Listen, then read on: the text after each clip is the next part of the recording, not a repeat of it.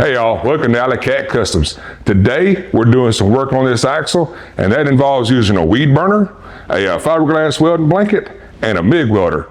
So if y'all want to see what kind of fun I'm getting in today, y'all stick around.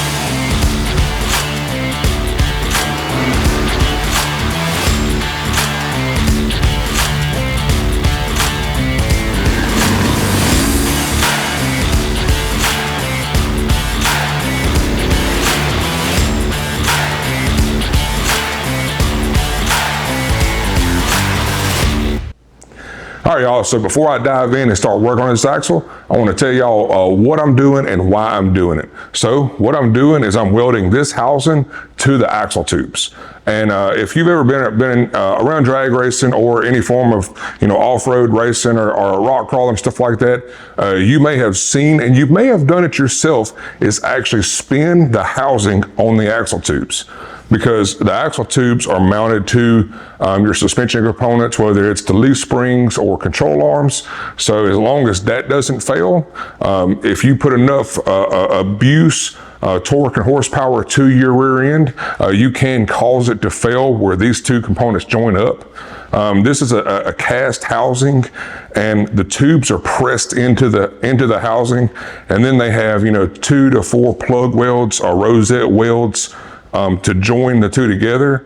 And just with age and abuse, you can actually cause it to spin as you're applying horsepower into the pinion, causing it to try to climb up the ring gear. That rotational force can actually cause the housings to break the plug welds and spin on the housing, and that just makes for a horrible day and a very expensive day, especially if you're way out in the woods trying to get off a trail somewhere with a busted rear end. So this being going in a truck that's around 4,400 pounds. It's going to have a lot of horsepower, some sticky tires. We want the added insurance of having this the housing welded to the tubes. So that's what I'm about to do. I'm going to show y'all how I do it. But first, I got a little bit of a confession to make. All right, y'all, so I actually welded this housing to the tubes last weekend, and in doing so, I had an epic failure while doing so. So I want to explain what happened, and let y'all in on what happened, because this being a channel that I like to do everything I can to try to be as helpful as I can to people, show people the trials and stuff that I've been through while building stuff, teach people if I can. And as I've said all along, my biggest passion is learning. So I'm always learning as I build hot rods, as I do anything in life. So if I learn a lesson, I feel like that's worth more than anything else. I have welded housings to axle tubes in the past, building off-road trucks and race trucks and stuff like that. And to be perfectly honest with you, I used whatever I had on hand and just did it, because it being a race truck or a mud truck, the last thing you're going to worry about is whether or not your axle tubes was welded with the correct material. If you rolled it off a hill at a rock crawling event, or you attempted to do a lawn dart impression while you was at the mud pit. So I've always done it. I never had any problems. I never had one fail that I welded doing it that way, because I was taught the most important part of welding cast, any kind of cast material, is the procedure you follow. So you preheat it to a good temperature, 400, 500 degrees. You weld it. You do a good job welding it, whether you're MIG welding it or stick welding it. Now, you metallurgist nerds, you can go down a rabbit hole for months trying to figure out all the metallurgy involved and try to weld cast iron, nodular iron, all those different kinds of metals, and what the filler rods and materials you need to make the absolute best weld. And that is important. If you're doing stuff that's, a pressure vessel or something like that, and if you want to use the best materials, go for it. I'm not stopping you, and I'm not telling you to do less than the absolute best that you possibly can. But I have always used regular stuff in the past. Well, doing this on a YouTube video, and it's actually on a truck that has all of the fenders on it. They're all straight and they all have the same color paint on them. And it's, a truck that he cares a whole lot about. And being a customer's truck, it takes it to car shows. I wanted to try to do the best and the most proper job possible. So I did my research, figuring what I was going to use the correct rods and everything I could to weld this housing. So I have a MIG welder, a stick welder, and a TIG welder, and I was trying to figure out the cheapest route to do the right thing. Well, with a MIG welder, you need special gas and a special wire, and that's expensive, and I was like, I'm not going to go that route, and I don't have my TIG machine set up yet, and in all honesty, I haven't TIG welded in probably a decade, and the last thing in the world I want to do is have a preheated axle trying to remember how to TIG weld on a very important joint. So that was out of the question. So the only other option, stick welding. And I am, pretty professional when it comes to MIG welding. I'm pretty good. I was certified in a lot of forms of MIG welding, but stick welding is something that I stick weld like a farmer, to be honest with you. I can stick it together. I can read a puddle, and I can make things happen. But I'm not a professional at stick welding. So I was like, well, I know how to read a puddle, so let me do some research. And I found to use some nickel 55 rods. That's what I used, and I ordered them off of Amazon, which is probably problem number one. So I ordered them, and I gave it a couple test runs. I didn't want to waste any rods, so I fired a rod up on some a piece of flat steel. Just wanted to see how it would run, because in all of my research I found those type of rods run terribly. They have a watery puddle, a lot of people are saying, and I've never run those rods, so I wanted to see what other people said so I'd know what to do when I flip the helmet down. And I said, okay, if it's got a runny puddle, that's fine, because when I preheat this axle tube and weld, okay, I won't try to do vertical ups. I won't try to do anything fancy. I'm only going to weld it inch, rotate. Hey, so if I can follow that watery, ugly puddle for just an inch, rotate the axle around, follow it another inch, and that kind of stuff, maybe I won't have that big of a problem. So time rolls around and we get this axle in here, get it cleaned up.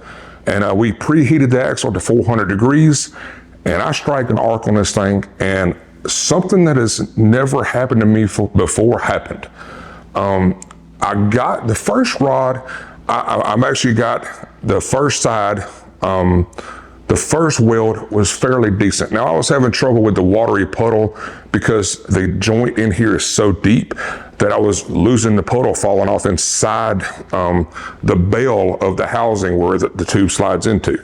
So I was watching that and trying to make sure. So it didn't look that pretty, but I was like, hey, if that's all it was, my second pass should be golden. Well, by then I'd done run out of rod. I grabbed a second rod, and when I struck an arc, it started fine. And as I had problems with, and I've never seen this before, and if what I'm saying makes sense, I want to know in the comments. I've never seen, as you're welding, as you're watching your puddle, the flux wasn't melting, and if it would melt, it was like sticking to the flux puddle. I could actually watch the rod as I would go down. I could feel the rod bump as the flux was bumping into the housing, and I was chipping the flux off the rod. I could see the rod and see the flux flaking back as it would make me jump as I was doing. And when you're trying to do 1 to 1.5 inch welds on a curved surface, on something that's preheated, that is the last place in the world you want to have this problem.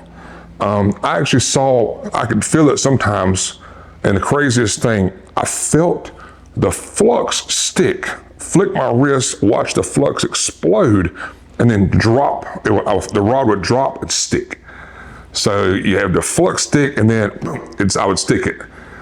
And I kept getting just madder and madder. I was like, why is it doing it? And then halfway up the rod, it would start running like butter. I'm like, what is going on? Did the rods get wet? I turned the heat up. I turned the heat down. I kept playing with it, and one rod would run mostly well, and then the next rod would run absolutely terrible. And I actually did both sides. One side I was like, all right, I may have to redo this side, but let me get to the other side since we're all here. Everything's hot. I need to get this thing done. If I have to redo this side, I'll redo it. So I went to the other side and had the same problem. One rod would work, a half a rod would work, and I eventually just threw the towel in, wrapped it up so it would cool. Well, we reheated it because I did not want any cracking issues, nothing like that. And I just was hoping that when I took the blanket back off that it was all in my head and this wasn't as awful looking as I knew it was. So we reheated the axle, we wrapped it in blankets, and I let it sit for a few days and just thought about the mistake I'd made. I came back out here and looked at it, cleaned off the flux and the junk around it, and it was way too embarrassing for me to leave on somebody's truck with my name on it. I just couldn't do it.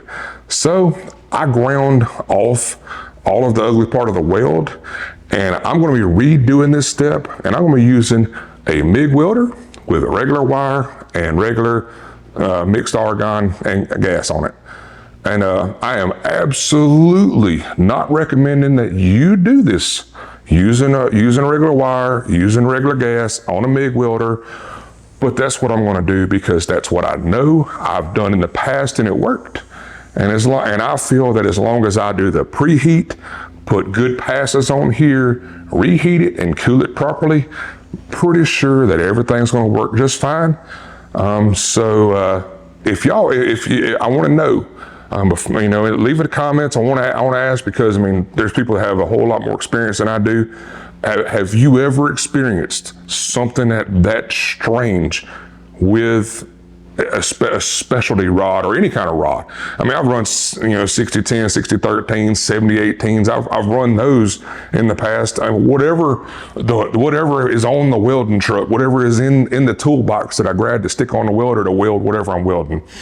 Never had that problem. So I'd like to be interested to see y'all's comments on that. But with the confession out of the way and this axle cleaned up, I'm about to fire the MIG welder up. Actually, first I'm going to fire up the weed burner, get this housing heated up to probably 500 degrees. I'm going to go to.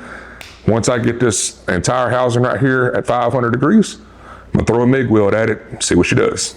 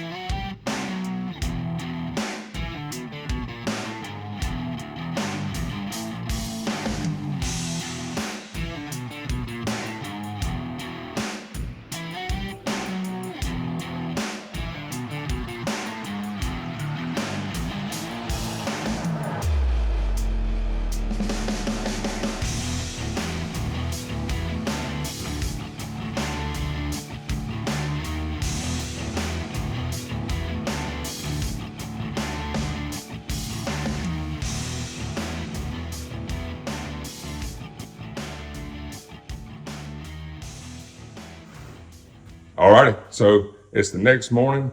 I've given it almost 24 hours to cool. Everything feels nice and cold to the touch. So I'm going to snatch these blankets off and see how the welds look.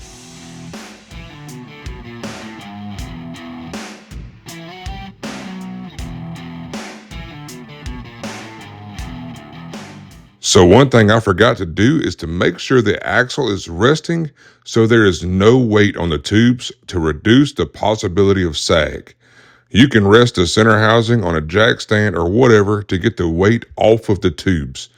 This is probably what caused my tubes to bow, which you can see me remedy in another video.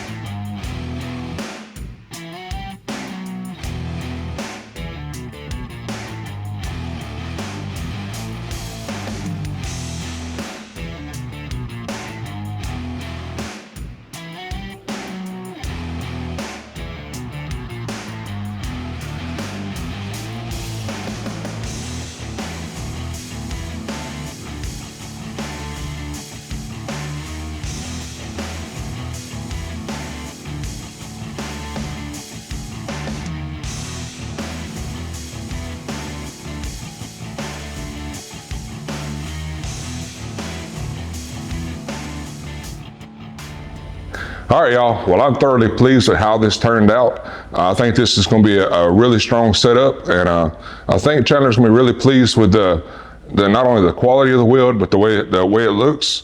Clean this up a little bit and throw some paint on it. I think it'll look really nice under his truck. So, man, I'm excited about this. And I just got to say, this being a 2000 Chevrolet Silverado, a lot of your newer cast housings and stuff, they're most likely going to be a cast steel. So there is some considerations between cast iron and cast steel and stuff. And as I said earlier, there's so much differences in the metallurgy and what kind of filler rods you use, or gas if you're using like a MIG welder. And there's multiple ways of welding it, and there's so much involved in making sure that you have, you know, the right temperatures, the right procedure, the right everything. That's why I couldn't justify making this a how-to, because I'm not exactly doing it the AWS perfect 100% right way. And I don't feel comfortable telling you that, hey, this is how you should do it. But it worked for me, and I wanted to show y'all how I tackle this task. And hey, I'm going to find some cast iron, find some overexhaust manifold or something like that, and I'm going to get some better quality nickel 55 rods, and I want to do some practicing on them so I can kind of add to my abilities of welding and stuff, because really haven't dealt with that stuff. The only cast I really ever welded is this. So, you know, doing this kind of stuff, and you know, looking back on it, a lot of the housings were, you know, 80s and newer housings. So a lot of those most likely were cast steel anyways. So, you know, it is what it is. You know, you can do a grinding test on this. You can do multiple tests to see what the metal is. But like I say, to me, from my experience, the biggest deal is your procedure when welding the thing. Being able to keep it, get it preheated and get it kind of uniformly preheated to a good temperature. We went to, it was between 500 and 550 degrees on the preheat, and you go all the way around with a temp gun, and it was averaging around 5 to 550. And then I put a triple pass on it. So I did 3 passes. I put them, you know, pretty much back to back. You know, I rotated 180, weld, and then just started filling the gaps in, moving back and forth, trying to keep the heat moving across all sections of the axle. And then as soon as we were done, we reheated back to about 550 degrees, and we got the temp back up where we wanted it. We immediately wrapped it tightly in fiberglass welding blankets. let her sit. And there's no cracks, and my welding is functional. So we'll see how it works. And I hope y'all found this video enjoyable. I hope you may have found it helpful and may want to at least give yourself a try. And like I say, take your time. You know, if you want to go down the rabbit hole of trying to find all of the in-depth stuff, there's plenty of people with more experience and more knowledge, and there's so much you know, paperwork and so much research you could do to get your metallurgy side proper. But you know, that's on you to do your homework. And me, as I always love to learn, I'm going to do my best to make myself better at stuff like this. So I hope y'all enjoyed this, and I got to go find the ends of this axle and get it ready to put some gears in it and get it tossed back into this truck. So I hope y'all found this fun, and if y'all did, y'all keep on coming right back to AllieCat Customs.